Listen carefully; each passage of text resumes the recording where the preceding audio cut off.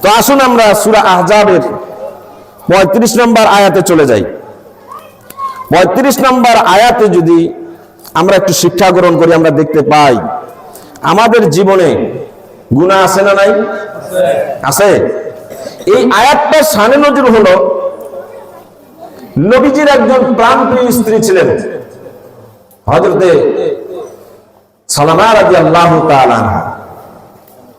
উনি নবীকে একদিন প্রশ্ন করলেন, ইয়া রাসূলুল্লাহ, ইয়া হাবিবাল্লাহ, কোরআনুল কারীম যে নাজিল হচ্ছে সব তো পুরুষদের ব্যাপারে কথা হইতেছে, কিন্তু মহিলাদের তো তেমন কথা আল্লাহ তাআলা নাজিল করছেন না। কথা বুঝতেছেন কিনা? এই আয়াতটা নাজিল হওয়ার একটা প্রেক্ষাপট আছে। তো নবীজিকে বলতেছেন, নবীজি, সব পুরুষদের ব্যাপারে কোরআনে আল্লাহ কথা বলে, কিন্তু নারীদের ব্যাপারে তো তেমন কথা হয় না। আল্লাহ রাব্বুল আলামিন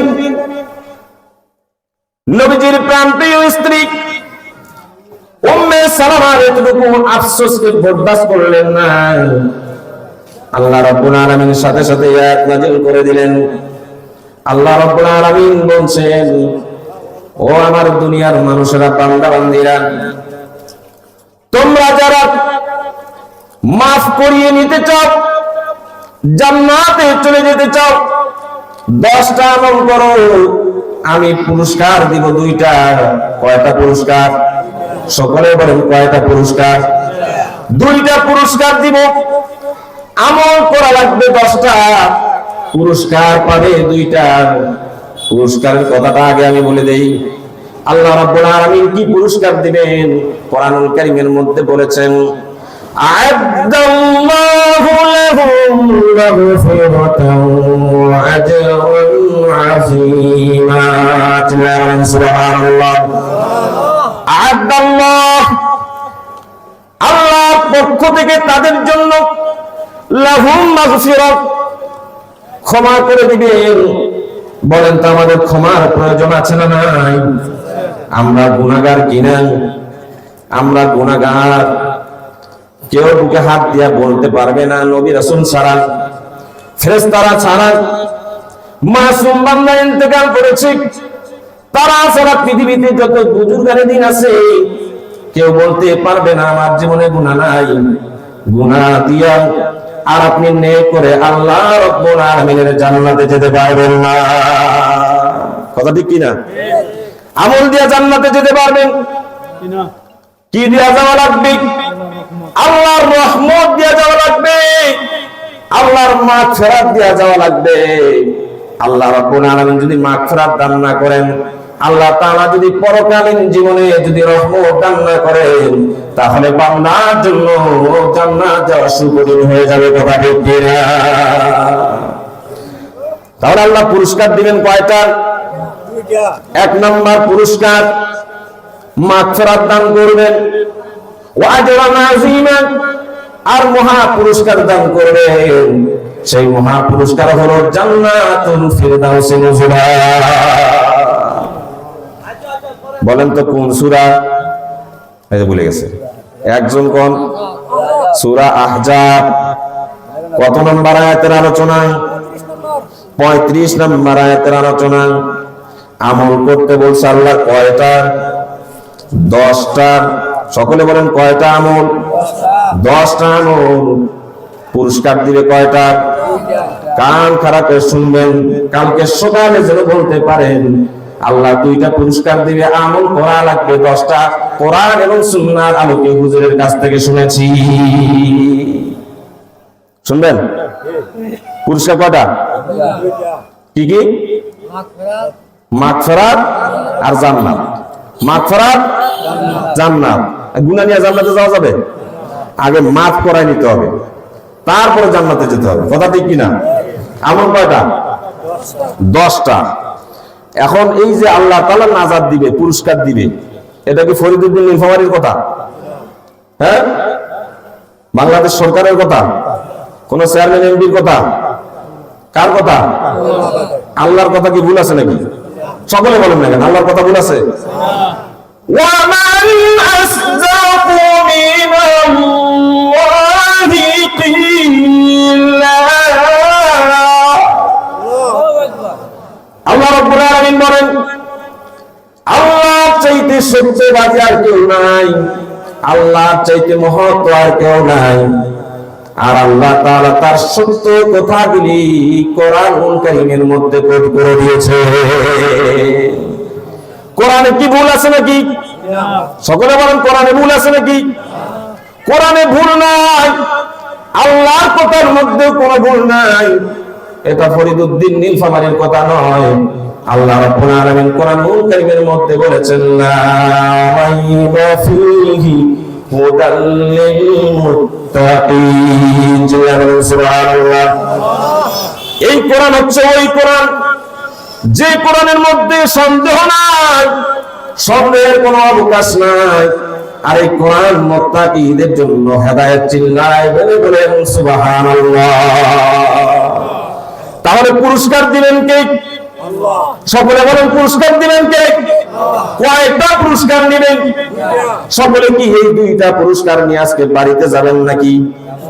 যেতে চান? দুনিয়াতে পেতে চান, আখিরাতেও পেতে চান কিনা? দুনিয়াতে আমরা নাজাত চাই কিনা? দুনিয়াতে আমরা নাজাত চাই, কিন্তু গুনাহের কারণে আল্লাহ রাব্বুল আলামিন বান্দার ক্ষণস্থায়ী সময়ের জন্য একটু দুর্ভিক্ষ দিয়া দেয়। গুনাহ নিয়ে নাজাত নেবেন না গুনাহ মাফ করে নাজাত নেবেন? একটু উত্তর দেন, আমাকে একটু এফোর্ট করেন, একটু সহযোগিতা করেন। শ্রোতা যখন উত্তর দেয় ঠাস ঠাস কইরা, তখন বক্তারও কথা বাইরে ঠাস ঠাস কইরা। কথা ঠিক কিনা? তাহলে গুনাহ নিয়ে আল্লাহর কাছে নাজাত পাওয়া যাবে না, গুনাহ মাফ করে আল্লাহর কাছে নাজাত নিতে হবে। আল্লাহ রাব্বুল আলামিন বলেন বান্দাদের যত বিপদ আপদ আসে সব কিছু বান্দার দুই হাতের কামাই করা। ওয়ামা আসাবাকুম মিন মুসিবাতিন ফাবিমা কাসাবাত আইদিকুম ওয়া ইয়াফু আন কাসীর। আল্লাহ রাব্বুল আলামিন বলেন এই পৃথিবীতে যত বান্দার উপরে বিপর্যয় আসে, জলে স্থলে আকাশ থেকে, সব বান্দার দুই হাতের কামাই করা। বলেন নাউজুবিল্লাহ। ওয়া ইয়াফু আন কাসীর। আর আমি তো নিজের থেকে সব গুনাহ, সব যেই পরিমাণ তোমরা গুনাহ করো কিছুটা আছে, ওই পরিমাণ আমি আল্লাহ তাআলা তোমাদেরকে আর আযাব দেই না, নিজের থেকে মাফ করে দিই। সুবহানাল্লাহ বললেন না? যে পরিমাণ আমরা গুনাহ করি ওই পরিমাণ 1 মিনিটের জন্য রহমতের আশা করতে পারি? সকলে বলেন 1 মিনিটের জন্য আমরা রহমত আশা করতে পারি না। এজন্য আল্লাহ রাব্বুল আলামিন বলেন মাফ যদি করিয়ে নিতে চাও, দুনিয়াতে যদি রহমত পেতে চাও, দুনিয়াতে যদি নাজাত পেতে চাও, স্ত্রী নিয়ে যদি সুখ পেতে চাও, সন্তান পরিবার নিয়ে যদি সুখী হতে চাও, বান্দা আমার কাছে মাফ করিয়ে নাও, আর 10টা আমল করো, আমি রব্বুল আলামিন তোমাদের মাফ করে দিব এবং জান্নাতুল ফিরদাউস পরকালে দান করে দিব। চিৎকার করে বলেন সুবহানাল্লাহ। 10টা আমল শুনবেন? শুনবেন? আমল শোনার পরে করার দরকার আছে না নাই? হ্যাঁ, মাফ করার জন্য, জান্নাতে যাওয়ার জন্য শোনার দরকার আছে না নাই? শোনার পরে আমল করার দরকার আছে না নাই? এই পাশের বাবাজিরা কোন দরকার আছে না নাই? 1 নাম্বার আমল হলো ইন্নাল মুসলিমিনা ওয়াল মুসলিমাত। আল্লাহ রাব্বুল আলামিন বলেন নিশ্চয় মুসলমান নারী, মুসলমান পুরুষ, নারীরও কথা বললেন, পুরুষেরও কথা বললেন। কথা ঠিক কিনা? কেন বললেন? আল্লাহর নবীর স্ত্রীর তো একটা আফসোস ছিল, পুরুষের শুধু কথা কয় আল্লাহ, নারীর কথা কয় না। কথা ঠিক কিনা? পুরুষের কথা বলবে, এই জন্য আল্লাহ রাব্বুল আলামিন নারীর কথা বলে দিয়েছেন কোরআনুল কারীমে। নারীরাও যেন বাদ না পড়ে। পর্দার আড়ালের মা বোনরা আপনারা শুনুন, আপনাদের জন্য আল্লাহ রাব্বুল আলামিন কত মেহেরবানি করেছেন, আপনাদের জন্য আল্লাহ তাআলা কত করুণা করেছেন। নারীরা আমল করবে কম, কিন্তু সওয়াব আল্লাহ তাআলা বেশি দিয়ে দিবেন। পুরুষরা আমল করবে বেশি, সওয়াব সমান সমান, কিন্তু নারীরা আমল করবে কম, সওয়াব বেশি আছে না নাই? নারীদের প্রতি মাসে মাসে মাসিক পিরিয়ড হয়ে যায়, তখন কি নামাজ বন্ধ থাকে কিনা? থাকে কিনা? কাজা করা লাগে নাকি? কাজা লাগে না, আল্লাহ রাব্বুল আলামিন মাফ করে দিয়েছেন। আবার একজন নারী যখন গর্ভবতী হয়ে যায়, প্রেগন্যান্সি হয়ে যায়, 10 মাস ধরে পেটে সন্তান থাকার কারণে যতটুকু খেতে পারেন না, পড়তে পারেন না, ঘুমাতে পারেন না। আল্লাহ নবী বলেন 10 মাস নফল রোজা রাখলে যে সওয়াব হতো, আমি রব্বুল আলামিন ওই মায়ের আমল নামায় 10 মাস নফল রোজার সওয়াব দান করে দিয়ে দেই। শুধু তাই নয়, বাচ্চা পেটে হয়েছে, সারা রাত্র ঘুমাতে পারে নাই, সারা রাত্র 10 মাস ধরে দাঁড়িয়ে দাঁড়িয়ে নফল নামাজ পড়লে যে সওয়াব হতো, আমি রব্বুল আলামিন ওই মায়ের আমল নামায় সেই পরিমাণ সওয়াব দান করে দিয়ে দেই।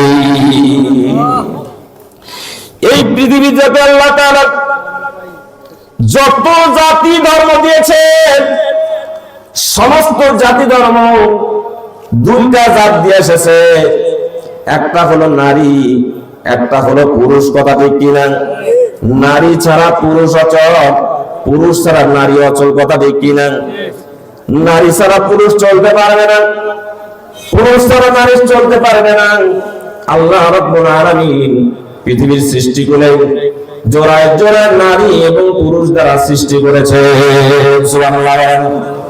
সূরা নাবার ভিতরে আল্লাহ রাব্বুল আলামিন বলেন, আল্লাহ তাআলা বলেন, আমি জোড়ায় জোড়ায় সমস্ত সৃষ্টি সাজিয়েছি। ওই সৃষ্টির ভিতর পুরুষ আছে, ওই সৃষ্টির ভিতর নারী আছে। কথা ঠিক কিনা? জান্নাতের ভিতরে সর্বপ্রথম আমাদের বাবাকে আল্লাহ তাআলা সৃষ্টি করেছিলেন। কথা ঠিক কিনা? আদমকে সৃষ্টি করার পরে আল্লাহ রাব্বুল আলামিন আদম আলাইহিস সালাতু ওয়াস সালামকে বললেন, আদম তুমি জান্নাতে ঘোরাফেরা করো, জান্নাতের নাজ নিয়ামত তুমি উপভোগ করো। তোমার জন্য দুধের নহর আছে, তোমার জন্য শরাবান তহুর আছে, তোমার জন্য বিভিন্ন প্রকারের ফল ফলাদি আছে, তুমি যখন যা চাইবে তখন তা পাইবে। কিন্তু আদম আলাইহিস সালাতু ওয়াস সালাম কিছুদিন যাওয়ার পরে দেখে তার আর ভালো লাগে না। কথা বলে না? সব আছে কিন্তু ভালো লাগে না, কোনো কিছুর কমতি নাই। মাথা তাওরায় বুইরা যায়, ধুম লাগা থাকে, জুম লাগা থাকে, অস্থিরতা কাজ করে। কথা বলে না? এই যে আয়াতটা নাজিল যে হয়েছে নারী এবং পুরুষের ব্যাপারে, এটার ব্যাখ্যা একটু হিস্ট্রিক্যাল ব্যাকগ্রাউন্ড বলছি। মাথা ঢুকতেছে? খারাপ লাগতেছে? আলোচনা শুনবেন? আমার পেটের ভিতর আরো মজার বাক্স আছে, যদি আপনারা ধৈর্য দেন আমি বলতে পারবো। এখন আদম মাথা খাইরে পড়ে যায়, জিবরিল আমিন কে আল্লাহ তাআলা প্রশ্ন করলেন। জিবরিল আমিনকে প্রশ্ন, এই জিবরাইল কি ব্যাপার, আমার আদম এরকম করে কেন? হযরত জিবরাইল বললেন, আল্লাহু আ'লাম, আল্লাহ আপনি তো ভালো জানেন আপনার আদম কেন মাথা করে পড়ে যায়, একাকিত্ব ফিল করে। আচ্ছা বলেন তো দেখি, 30 বছর সংসার করেছেন, 20 বছর সংসার করেছেন, আপনার স্ত্রী আল্লাহ না করুক মারা গেছে বা স্বামী মারা গিয়েছে, ঘরের ভিতর কেউ নাই, সুন্দর সুন্দর আসবাবপত্র আছে, সব আছে, বলেন তো দেখি আপনার দিন না কাটবে কেন? সব আছে মনে হয়, কি নাই? 30 বছরের ভালোবাসার বন্ধন ছিন্ন হয়ে গেছে, স্ত্রী কবরে চলে গেছে, সারা দিন রাত আপনার মনের অবস্থা মানুষকে আপনি বলে বুঝাইতে পারবেন না। কথা কয় না? শূন্যতা কাজ করে। বন্ধু বান্ধব দেখলে বলবে আব্দুর রহিম সাহেবের শরীর খারাপ নাকি? শরীর খারাপ না। মাথায় কোনো সমস্যা নাকি? তাও না। স্বাস্থ্য দিন দিন কেন শুকায় যাচ্ছে, কিন্তু মনের আবির্ভাবটা আপনি কাউকে কিন্তু বুঝাইতে পারবেন না। এই যুবক যারা আছে নতুন বিবাহ করেছ, মাঝে মধ্যে স্ত্রী সন্তান আদি নিয়ে যখন বাপের বাড়ি চলে যায় 8 দিন 10 দিনের জন্য, তখন বলেন তো একাকী ঘরের মধ্যে ঢুকলে মনে খুব ভালো লাগে? হ্যাঁ, আপনাদের কি হয় আমি জানি না, কিন্তু আমার ভালো লাগে না। আমার 3টা সন্তান, একখান বউ, বেশি না। এটা আবার ক্লিয়ার করে দিলাম, ওই অনলাইনে যাবো, বুঝেন নাই? আমার ভালো লাগে না। গত কয়েকদিন 12 দিন শিখে আসছে, মাদ্রাসা ছুটি। বিশ্বাস করেন, বন্ধু বান্ধব আছে, সব আছে, ভালো ভালো খানাও আসতেছে, হাদিয়াও আসতেছে, পাশের বাসার থেকে দিচ্ছে, কিন্তু ঘরটাতে ঢুকলে কি যে একাকিত্ব, যাদের বউ গেছে অথবা বেড়াইতে দিছেন তারা আমার সঙ্গে যোগ করে, কথা হয় না? হ্যাঁ, খারাপ লাগতেছে? বন্ধুরা আমার খুব মনোযোগ দিয়ে শোনা লাগবে।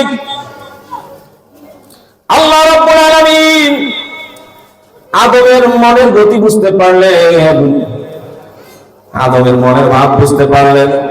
আল্লাহ তাআলা জিবরিল আমিনকে ডাক দিয়ে বলতেছেন, ও জিবরাইল, আমার আদমকে একাকী ভালো লাগে না, আমার আদমের একটা সঙ্গী দরকার, একটা সঙ্গী দরকার। আল্লাহর সঙ্গী কোথায় পাবেন, কিভাবে বানাবেন? ও জিবরিল, তুমি আজকের জন্য সার্জন ডাক্তার হবা। কি ডাক্তার?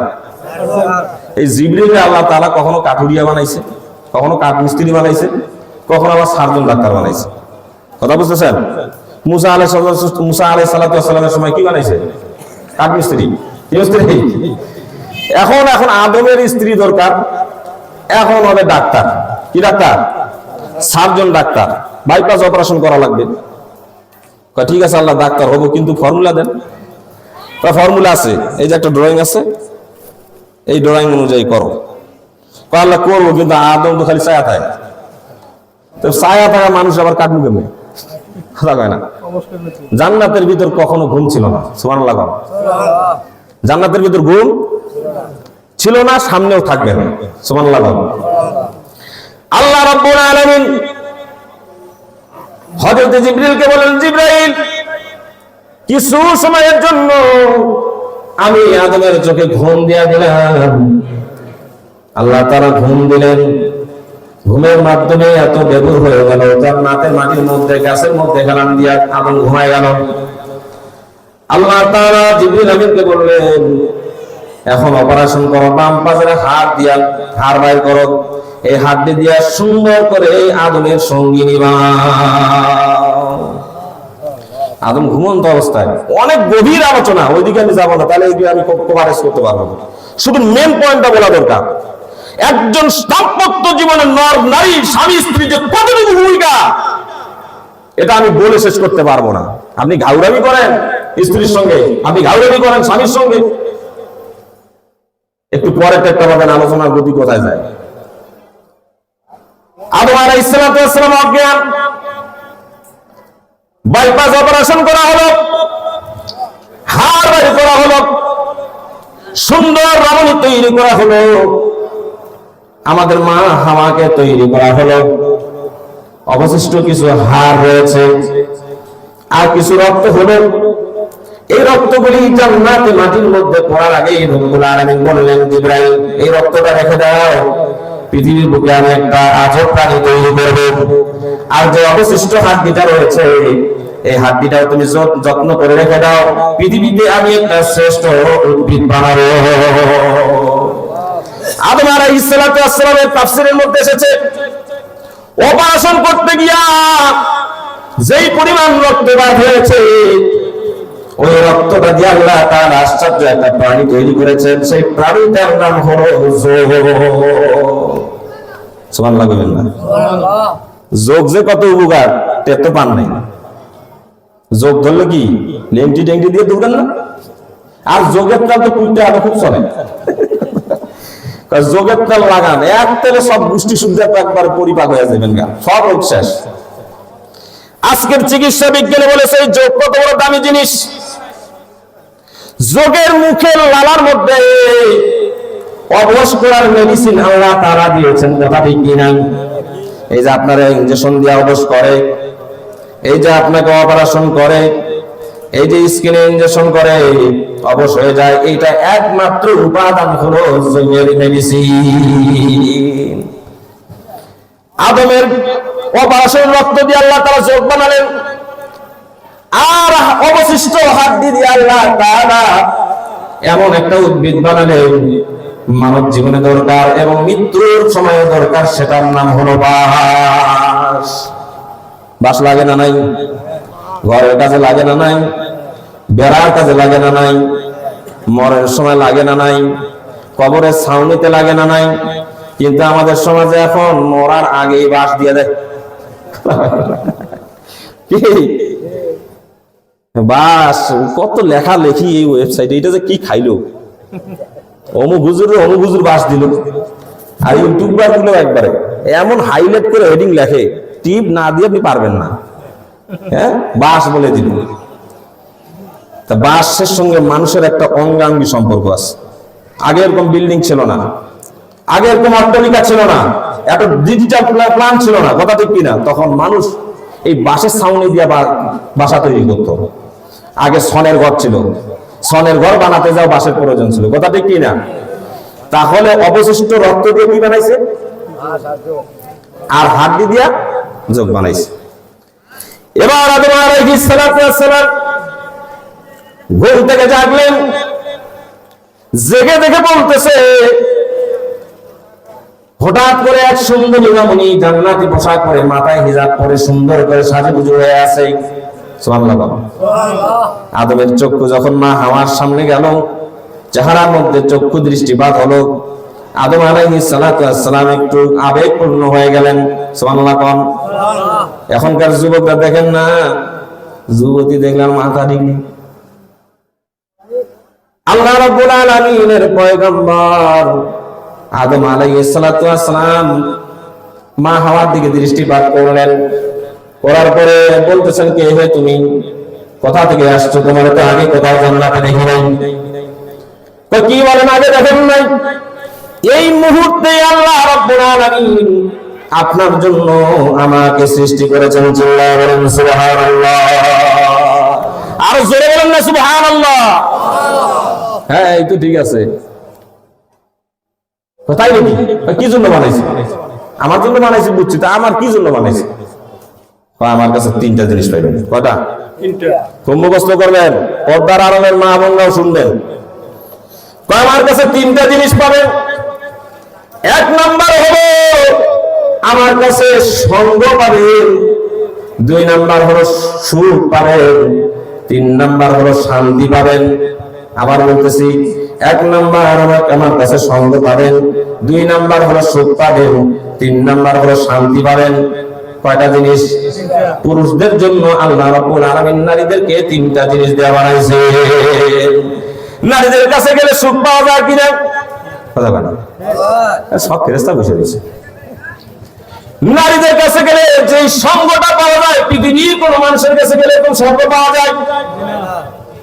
নারীদের কাছে গেলে, স্ত্রীর কাছে গেলে যে শান্তি পাওয়া যায়, পৃথিবীর কোন মাখলুকের কাছে গেলে, পৃথিবীর কোন মানুষদের কাছে গেলে, পৃথিবীর কোন বস্তুর কাছে গেলে ওই রকম শান্তি পাওয়া যায় না।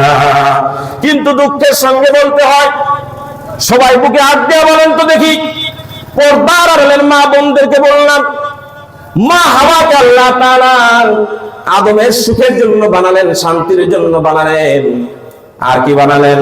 সঙ্গের জন্য বানালেন। বর্তমান প্রেক্ষাপটে কি নারীর কাছে এই তিনটা জিনিস পাওয়া যায়? বুকে হাত দিয়ে বল। এই ওয়াজ কিন্তু বেকায়দায় যাইতেছে। হ্যাঁ, আছে? এই সঙ্গ আছে? হ্যাঁ, সঙ্গ আছে। আপনি বিদেশে গেছেন, এখন গান ধরছে, স্বামী আমার যেমন তেমন, দেওরাই আমার মনের মতো। কথা বলেন। হ্যাঁ, এই কথা বল না কিসের জন্য? হ্যাঁ, দোষ কইলাম? হ্যাঁ, সঙ্গ আছে নাকি? স্বামীর সঙ্গ দেয় না, স্বামীর সঙ্গ দেয় না, বয়ফ্রেন্ডের সঙ্গ দেয়, বান্ধবীর সঙ্গ দেয়, আরো বিভিন্ন জায়গায় সঙ্গ দেয়। কথা ঠিক কিনা?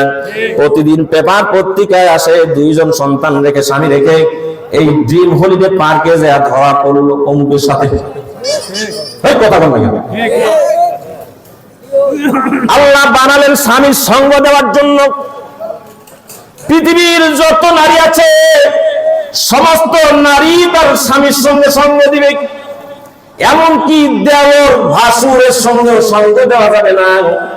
বেগানা পুরুষের জন্য যেভাবে পর্দা করা ফরজ, দেওর এবং ভাসুরের সামনেও সেই রকম পর্দা করা ফরজ। আগের যুগে দেখতাম আমার মা চাচিরা ভাসুরের সামনে গেলে কি পর্দা, কি লজ্জা, মাথায় কাপড় দিয়া, সালাম দিয়া তারপর কথা বলতো মেপে মেপে। কথা ঠিক কিনা? হ্যাঁ, সঙ্গ দেয়, তাই সঙ্গ দেয়। ঘরের ভিতর ঢুকলে শান্তি পান, এই যে মাহফিলে আজকে 2 ঘন্টা দেরিতে যাবেন, খাদ্যমন্ত্রী কি বলবে জানেন? সবাই গেছে গেছে, তুমি এত দেরি করলে না। কথা কয় না? কাজ করছেন সারাদিন, মাথা গরম, রাত্রে 2টার সময় ঢুকছেন বা 1টার সময় ঢুকছেন, গেটটা খুলতে মনে হয় বিরক্ত লাগে কি? তখন বলে শান্তি তো আর দূরের কথা, ঢুকার সাথে সাথে এবিসি, বিবিসি, সিবিসি চ্যানেল যা আছে সব একসাথে ধরে। এই কথা বলে কেন? ঘরে ঢুকলে শান্তি পাওয়া যায়?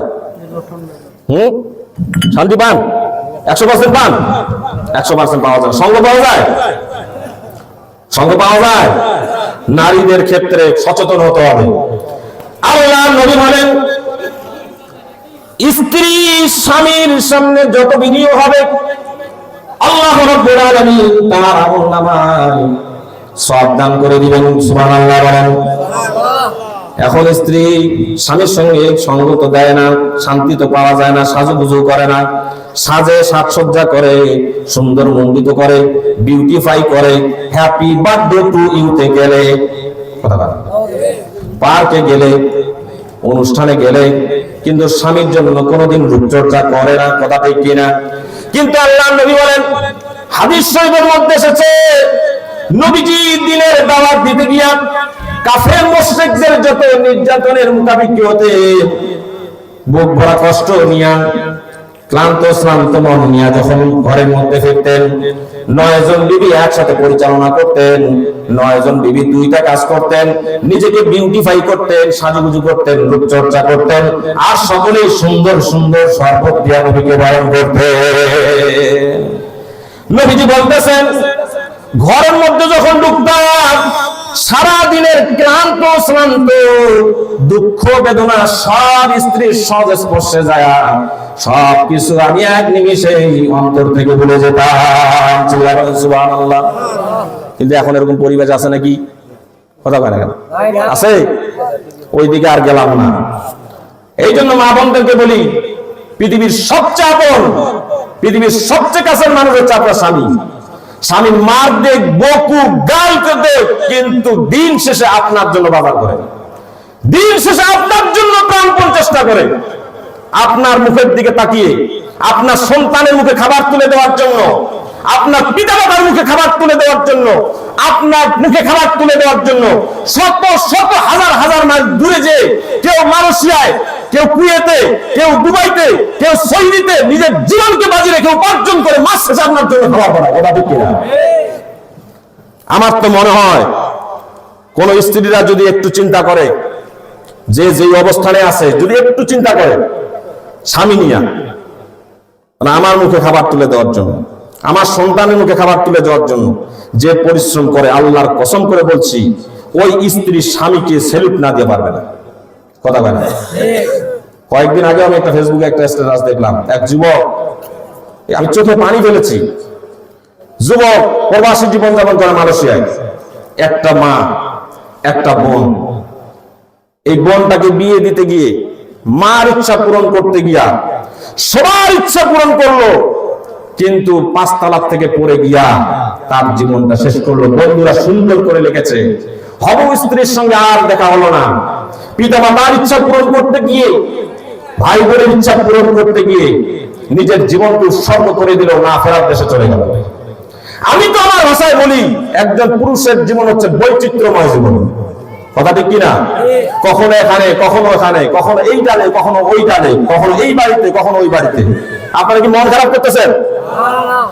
বন্ধুগণ আমার, আল্লাহ রাব্বুল আলামিন মা হাওয়াকে যে আদমের জন্য বানালেন, এই মঞ্চে থেকে সমস্ত মায়ের জন্য দোয়া করি, সমস্ত মা বোনরা যেন তার স্বামীর জন্য সেই রকম শান্তি প্রিয় হয়ে যায়। চিল্লায় বলেন আমিন। তাহলে 10টা আমল করা লাগবে। 1 নম্বর আমলটা হলো মুসলিম হওয়া লাগবে। পুরুষরাই শুধু মুসলিম হতে হবে না, নারীদেরকে মুসলমান হওয়া লাগবে কিনা। এখানে আমরা যারা বসে আছি সবাই মুসলমান কিনা? মুসলমানের 3টা ক্যাটাগরি, জাতিগতভাবে মুসলমান, ব্যক্তিগতভাবে মুসলমান, আর আল্লাহর পক্ষ থেকে মুসলমান, কথা ঠিক কিনা? কিন্তু দুর্ভাগ্যজনক ভাবে বলতে হয়, আমরা জাতিগত মুসলমান দাবি করি, ব্যক্তিগত মুসলমান দাবি করি, কিন্তু আল্লাহ যেই মুসলমান হতে বলেছেন, আল্লাহর কসম করে বলি আমি হুজুর ওই রকম মুসলমান হতে পারি নাই।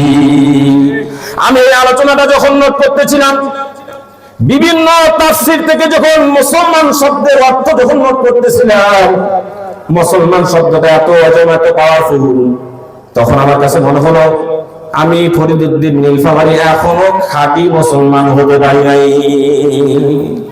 আল্লাহ রাব্বুল আলামিন কোরআনুল কারীমের মধ্যে বলেন, ওয়ালা তামুতুন্না ইল্লা ওয়া আনতুম মুসলিমুন।